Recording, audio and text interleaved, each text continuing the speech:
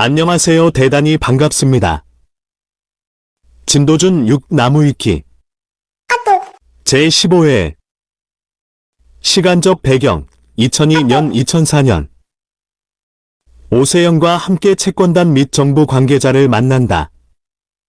그리고 서로 책임을 떠넘기는 그 자리에서 책임은 미라클이 질 테니 개인 워크아웃 제도를 도입해 줄 것을 요청한다. 그것이 받아들여진다면 순양카드와 대형카드를 인수하겠다고 밝힌다. 대형카드는 이야기 없었지 않느냐는 오세연에게 가치가 있는 물건을 가장 쌀 때 사는 거라고, 그것도 1+1이라고 답한다.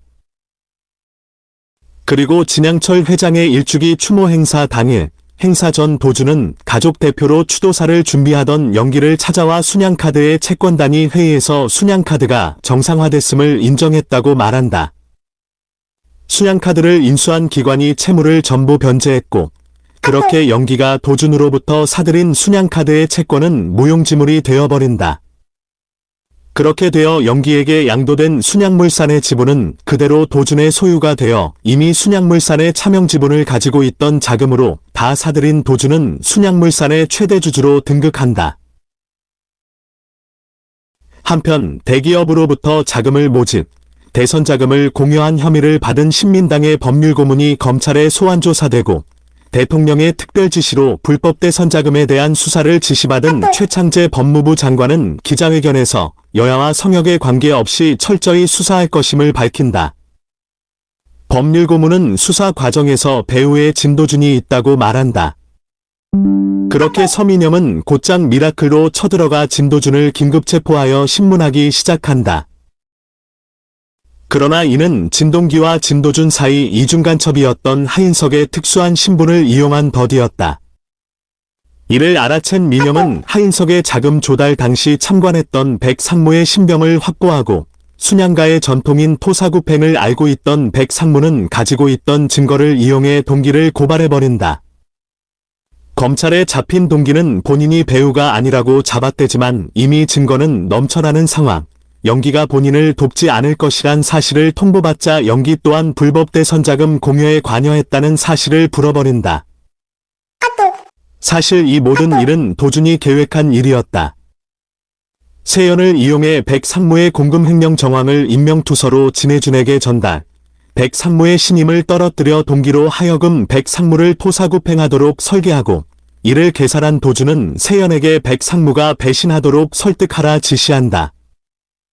이에 더해 영기가 꼬리 자르기를 할 것도 알고 있었던 도준은 동기의 심리를 이용해 영기의 대외 신뢰도를 하락시킨 것이다.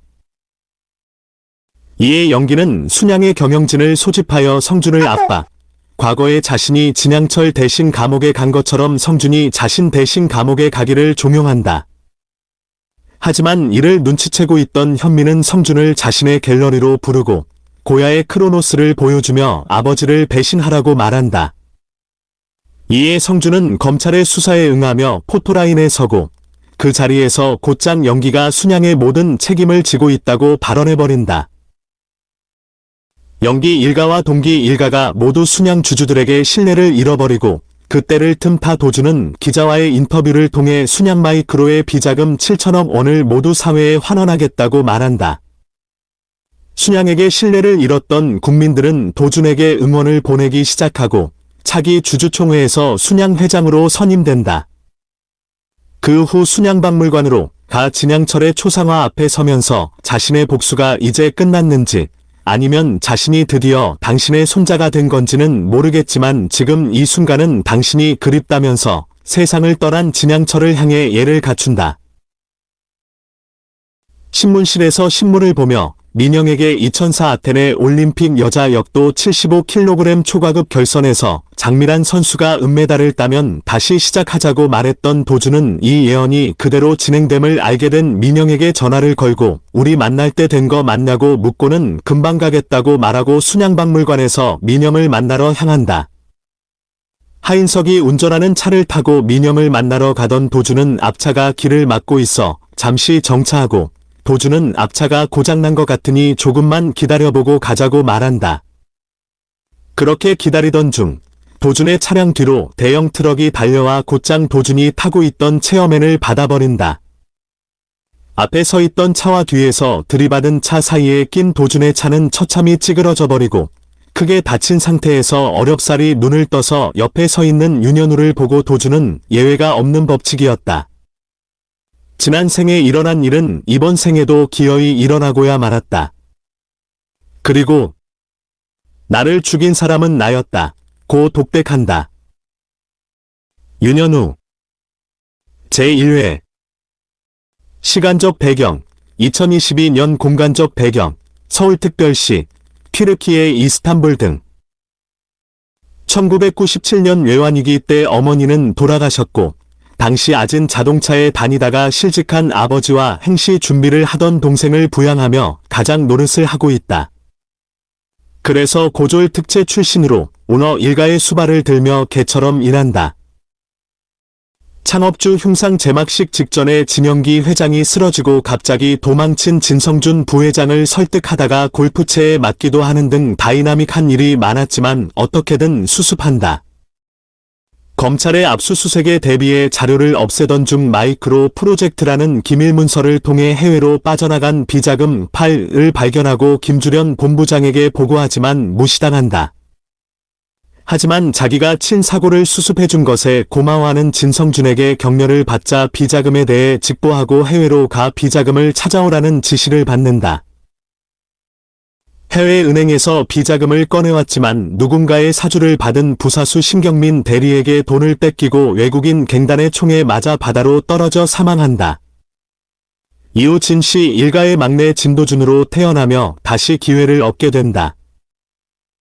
진성준의 지시를 수행하던 중 죽었지만 누가 사주했는지는 모른다. 배우는 그를 죽이고 돈이 사라졌다고 처리하고는 본인이 비자금을 차지하려던 진성준일 수도, 비자금을 탐내던 진성준 외의 사람일 수도 있다. 더욱이 진도준의 죽음과도 연관이 있어 보이는 상황.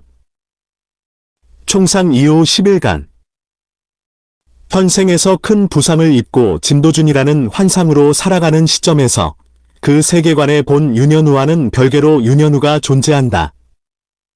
윤현우의 모친과 부친의 대화에서 아들 현우가 언급되는가 하면 학교에서 돌아온 윤현우가 부친과 권투하는 식으로 장난치는 장면도 나오고 윤현우 모친이 손님인 척 국밥집에 찾아온 진도준에게 자기 큰아들처럼 국에 들어간 날계란을 안 먹는다고 신기해하기도 한다. 제14회 시간적 배경 2002년 공간적 배경 서울특별시 어려운 살림에 동생 윤현민까지 임원하는 바람에 병원비로 쪼들린다. 아버지는 사채까지 끌어다가 병원비를 내는 바람에 현우는 순양자동차 생산라인에서 계약직으로 근무가 끝나고 난 후 대리운전까지 맡아 메꾸려고 노력했다. 어느 날 밤에 대리운전을 하다가 결국 졸음운전으로 이어지는데 현우는 처음엔 잠을 깨기 위해 자기 뺨을 때리다가 자신의 처지에 대한 분노에 취해 자기 뺨을 미친 듯이 때리기 시작하고 그 모습에 뒷좌석에 앉아있던 차주 일행이 놀라서 차에서 현우를 끌어내리고 패대기 친다. 갓길에 앉아있던 현우는 자신을 바라보는 눈길을 느끼고 이내 고개를 돌려보자마자 놀란다. 자신과 닮은 진도준이 자기를 지켜보고 있었던 것이다. 제15회 시간적 배경 2004년 공간적 배경 진도준과 하인석이 탑승한 차량이 트럭에 치인 것을 목격하며 등장한다. 얼핏 보면 윤현우가 진도준과 하인석이 탑승한 차량을 뒤에서 트럭으로 들이박은 것처럼 보이지만 20일 자세히 보면 뒷트럭 운전기사는 윤현우가 아닐 가능성이 높다. 자세히 보면 마지막에 충격을 먹은 듯한 표정이었다. 잠깐 짧게 지나가듯 나온 앞트럭 운전기사의 옷차림을 자세히 살펴보면 안경을 쓰고 있고 마지막 장면에서 등장한 윤현우와 비슷한 복장을 하고 있다. 12. 결정적으로 사고 직후 진도준의 시점에서 윤현우가 등장하는 위치는 왼쪽이 아닌 오른쪽이다. 13-24 제16회 시간적 배경 2022년 공간적 배경 튀르키예 대한민국 서울 15화에서 사고로 사망한 진도준을 보다가 2022년으로 되돌아와 윤현우로 튀르키예의 한 병원에서 깨어난다. 현장에서 국정원에 의해 구조된 현우는 약 열흘 간 진도준으로 17년을 산 것. 깨어난 현우는 어안이 벙벙하지만 튀르키예도 안전하지 않다는 생각에 서둘러 병원을 벗어나려는데 그 순간 서민영이 현우의 병실로 들어온다. 현우는 민영에게 자신이 순양 일가로부터 당했던 모든 일을 증언하고 같이 한국으로 돌아온다. 하지만 공항에서 이미 순양장학재단의 지원을 받아 공부했던 검사가 현우를 체포하려 했고 현우는 곧장 도주하여 택시기사의 핸드폰을 빌려 동생에게 핸드폰과 안경, 그간의 서류들을 준비하라 시킨다.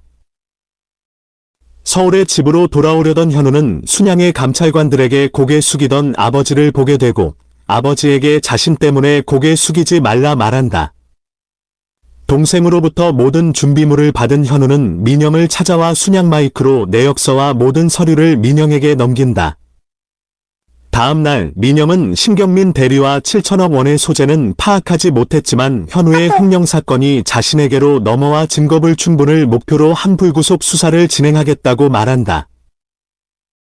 이를 들은 현우는 자신의 집으로 돌아와 20년 전의 파트너 세현의 소재를 파악하고 그를 찾아간다. 세현은 순양의 그늘로부터 벗어나려 수목원을 운영하고 있었지만 현우가 도준이 했던 말을 되풀이하고 이제는 순양맨이 아니라고 말하자 의아해하지만 그를 파트너로 받아들인다. 15. 다시 미라클로 돌아온 세현과 현우로 돌아온 도준은 순양 일가의 경영권을 흔들기 위한 소액주주 연대 전략을 세우고 실행에 옮긴다. 이를 알아챈 성주는 곧장 소액주주들에게 금품을 공여하고 결국 소액주주 연대는 좌절된다. 하지만 이미 이를 알고 있던 현우는 민영에게 모든 자료를 넘긴 상황. 민영은 순양 마이크로의 비자금이 현민에게로 흘러갔다는 것을 확인한다. 한편 세영과 도준은 소액주주 연대의 실패에도 이를 이용해 법사위 조사 청문회를 위한 명분을 만들게 되고 그렇게 청문회가 열린다. 현우가 사건 증언을 마치고 성준이 증언하지만 이미 짜여진 각본대로 증언하는 상황.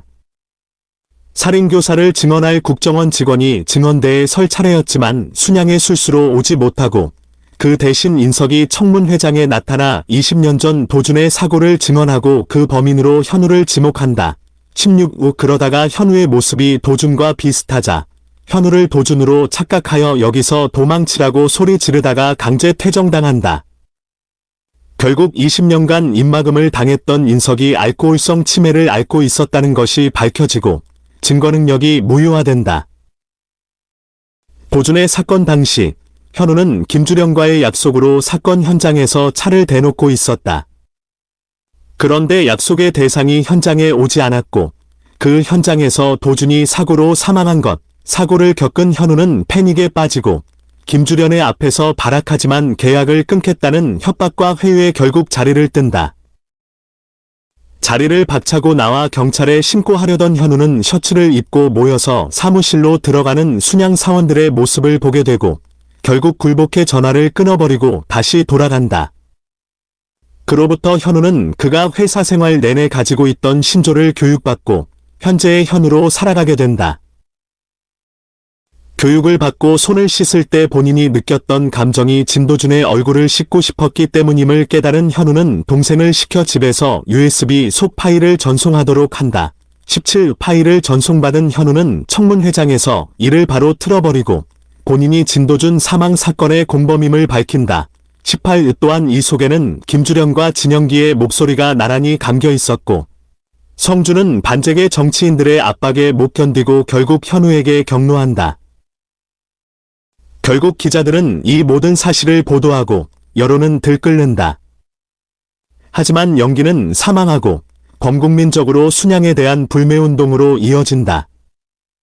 결국 순양의 오너 일가는 모든 직위를 내려놓고 경영에 참여하지 않겠다고 선언하기에 이른다. 특검은 도준의 사건 진상조사에 착수하고 순양그룹은 모두 전문 경영인 체제로 변모한다. 그렇게 복수에 성공한 현우는 집으로 돌아가 처음으로 아버지와 온전한 저녁 식사를 가지러 가는데 도준으로 살았던 삶이 시간여행도 빙의도 아닌 나와 진도준에 대한 참회임을 깨닫는다. 어느 날 길을 가면서 세영과 통화하던 현우는 서태지의 데뷔 30주년 영상을 보자 전화를 끊고 이를 유심히 본다. 그 뒤에서 민영이 걸어오고 현우는 민영에게 웃는 모습과 옷이 어울린다며 잘 지내라고 말하고 웃으며 자리를 뜬다. 이 모습을 본 민영은 20여 년 전 도준을 떠올리며 기시감을 느낀다. 한편 민영을 뒤로 한 채 길을 가던 현우는 미라클의 직원으로서 전화를 받으며 드라마가 끝난다.